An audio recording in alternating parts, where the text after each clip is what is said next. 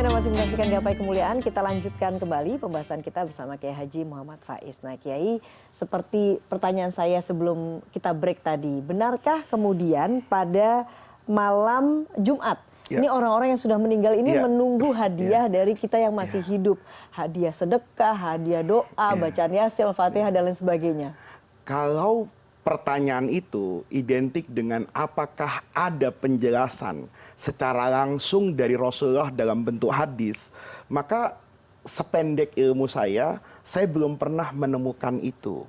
Tetapi kalau kita membaca kitab-kitab yang diwariskan oleh para ulama, bagi kalangan santri misalnya di Indonesia itu biasa ngaji kitab I'anatut Thalibin, syarahnya Fathul Mu'in. Maka di sana diceritakan, memang banyak sekali ulama yang menyatakan bahwa hari Jumat itu adalah hari yang istimewa, di mana tentunya keistimewaan ini kan bukan saja buat yang hidup, tetapi juga buat yang mati. Karena dalam pemahaman kita, orang mati dengan orang hidup itu kan hakikatnya sama, cuman alamnya yang berbeda. Nah ini nggak boleh orang memahami kalau sudah mati ya mati, tidak ada, enggak, dia punya kehidupan lain. Tetapi kehidupan itu tetap dinamakan hidup ya. Mati itu kan hanya berpindahnya ruh kan, dari satu alam kepada alam yang berbeda. Nah oleh karena itu kalau kita menggunakan logika agama secara umum, maka pertanyaan ini tidak ada yang salah. Kalau hari Jumat itu adalah hari yang istimewa, saya melakukan ibadah di hari Jumat, itu nilainya kan berbeda dengan saya beribadah di hari selain hari Jumat. Tentunya orang yang sudah meninggal, itu juga berharap kan, dia mendapatkan pahala yang berbeda dengan apa yang dia dapatkan di hari-hari yang lain. Bahwa ulama itu sepakat, semua amalan yang dikerjakan orang yang masih hidup itu bisa bermanfaat kepada orang yang sudah meninggal. Buktinya firman Al-Quran kan, walladzina ja'u min ba'dihim yaquluna rabbana ighfir lana dzunubana wa li ikhwanina alladzina sabaquna bil iman. Ya Allah, semua ini ya diantaranya untuk saudara saya, sabaquna, yang mendahului saya bil iman.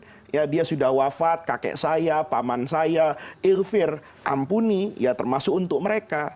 Kita sholat jenazah itu kan ingin memberikan manfaat kepada orang yang sudah meninggal kan. Nah ini dari sini semua ulama mengatakan bahwa amalan orang hidup itu kalau dihadiahkan kepada orang yang sudah mati itu akan sampai. Nah tentunya ya dulu ada cerita yang menarik nih. Guru saya dulu cerita begini, kalau hari Jumat ada perilaku orang yang sudah meninggal itu seperti perilakunya pengemis, Mbak Eva. Pengemis itu biasanya kalau kita sholat duhur hari Kamis nggak ada di masjid itu. Tapi kalau habis Jumatan itu ramai sekali. Nah kata guru saya, jangan sampai loh kita nanti ketika menjadi orang yang sudah wafat, berpisahnya ruh dari alam jasmani dunia, itu nanti kelakuannya seperti pengemis. Kalau hari Jumat datang ke masjid-masjid. Kenapa? Karena di hari Jumat itu ada doa kan yang disampaikan oleh khotib Jumat menjadi bagian dari penutup khutbah. Itu doanya mencakup orang hidup dan orang mati. Allahumma ighfir lil muslimin wal muslimat wal mu'minina wal mu'minat al ahya'i minhum wal amwat. Yang hidup dan yang mati. Ini gembira banget dia. Akhirnya saya dapat. Ada orang lain yang tidak pergi ke masjid. Ditanya, kenapa kamu kok enggak pergi ke masjid? Kata dia, enggak lah. Kan saya setiap waktu diingat sama anak cucu saya. Tuh anak saya ngajarin anaknya, cucu saya. Setiap habis sholat 5 waktu, dia kirimkan doa untuk saya. Maka saya mendapatkan kenikmatan yang luar biasa. Dan ini sebetulnya kalau kita lihat dari dalil agama, itu luar biasa loh. Kiriman doa dari orang yang hidup kepada orang yang sudah meninggal. Di dalam kitab I'anatut Thalibin juga, ini semua santri mayoritas Indonesia pasti pernah ngaji kitab I'anatut Thalibin. Atau diriwayatkan juga oleh Imam Al-Baihaqi misalnya, itu ada orang cerita gini.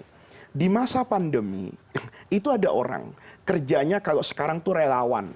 Relawan tuh ngambil jenazah yang wafat, dia kuburkan, ambil lagi, dia kuburkan. Kalau sudah sore hari, Mbak Eva, waqafa ala babil qabri. Orang ini berdiri di depan pintu kuburan. Biasanya kalau di kampung tuh kan ada pintu depannya ya. Dia doa saja dengan 4 kata-kata.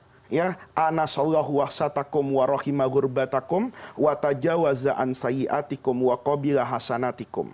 Mudah-mudahan Allah anis menjadi teman kalian dalam apa? Keterasingan, berpindah dari alam dunia ke alam barzah ini. Kemudian rahimah, mudah-mudahan rahmat Allah menyertai kalian.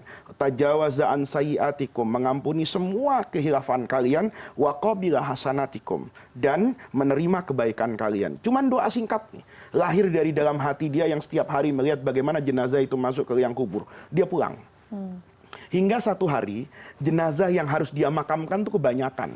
Maka dia kemalaman. Biasanya sebelum maghrib, ini jangan dibayangkan sekarang ada listrik ya. Dulu orang kalau sebelum maghrib, dia nggak mungkin dia ngubur kan. Karena gelap, berbahaya, pulangnya bagaimana dan sebagainya. Maka kalau sudah maghrib dia pulang. Waktu itu kemalaman.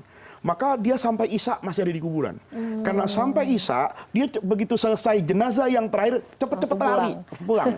Nggak lagi berdiri depan pintu kuburan tadi. Apa yang terjadi? Dia tidur malam, dia bermimpi itu. Didatangi oleh banyak orang.